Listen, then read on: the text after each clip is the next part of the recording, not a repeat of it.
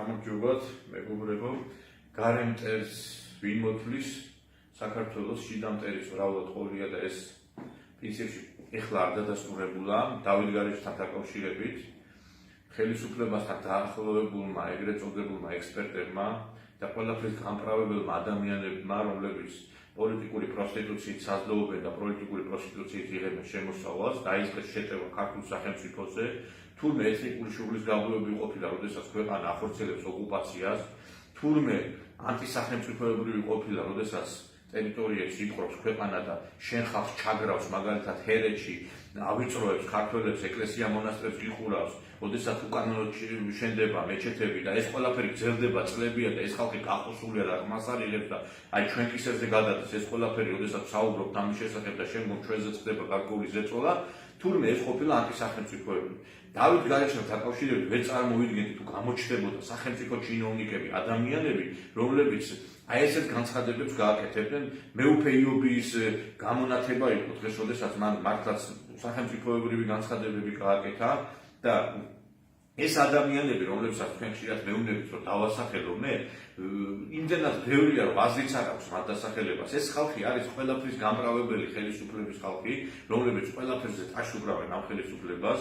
ეს ის ხალხია, რომლებიც საკმაოდ სერიოზულ დაფინანსებასაც იღებენ და ეს ხალხია სწორედ, რომლებიც აზერბაიჯანის ოკუპაციის მომენტში ამბობენ ჩვენ გვიყვარს აზერბაიჯანი და ვინც კი ლაპარაკობს აზერბაიჯანზე ოკუპაციის სტატუსით, ის არის ჩვენი ქვეყნის მოღალატე.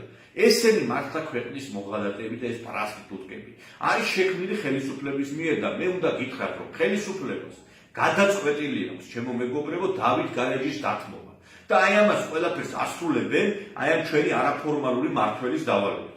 მე ახლა უნდა უთხრა ამ ადამიანებს, თქვენ ძალიან მალე შეგიწყდებათ ის დაფინანსებები, რომელსაც გებულობთ ამ ხელისუფლებისგან, როგორც ჩანს, იმიტომ რომ ყველაფერს რო აპრავებთ ამ ხელისუფლების, ალბათ ამასაც აპრავებთ, რომ დავით გარეჯი უნდა წაიღოს აზერბაიჯანმა და მალე შეგიწყდებათ ეს დაფინანსებები და ბატონი ბიძინა ივანიშვილი, რომელმაც შექმნას არა საწარმოები, არამედ საქართველოში ბორდელები, აი ამ ბორდელებში დაგასაქმებთ თქვენ. აი წარმოგიდგენთ რამდენიმე მაგალითს, საქართველოს ინტერნეტ სივრცეში არის შექმნილი გვერდები, სადაც მე ეს ძალიან არ შეამონებს ეს ფაქტი, შექმნილი გვერდები, სადაც ასეულობით ქართველი მეძავე ეწევა პროსტიტუციას, ეს არის My Export G, Geo Export G, Kama G და VIP Export G. აი აქ ეხლა რო შეხვიდეთ თქვენ, ნახავთ ქართველ ახალგაზრდებს, გოგოებს, ხანში შესულ ადამიანებს, ანუ ასაკოვან ქალბატონებს, რომლებიც ღიად არც სახეებს მალავენ, არც რეალურად არაფერს არ მალავენ, ისე არიან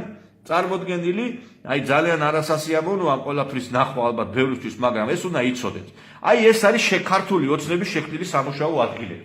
და მე უნდა უთხრა ამ ხალხს, აი მალე თქვენ აქ დასაქმდებით აქ. იმიტომ რომ თქვენ ხო პოლიტიკური პრასტიტუტკები ხართ. თქვენ ყველაფერზე თანახმა ხართ.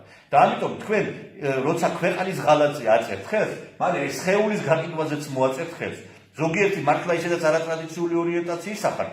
ზოგიერთ აი გაუკუღმართოებული ფორმით იქნება თქვენი სექსუალური მომსახურება, ზოგიერთ ტრადიციული. ამიტომ აი ამას გიმზადებთ ქართული ოცნება, პოლიტიკურო მეძავეებო.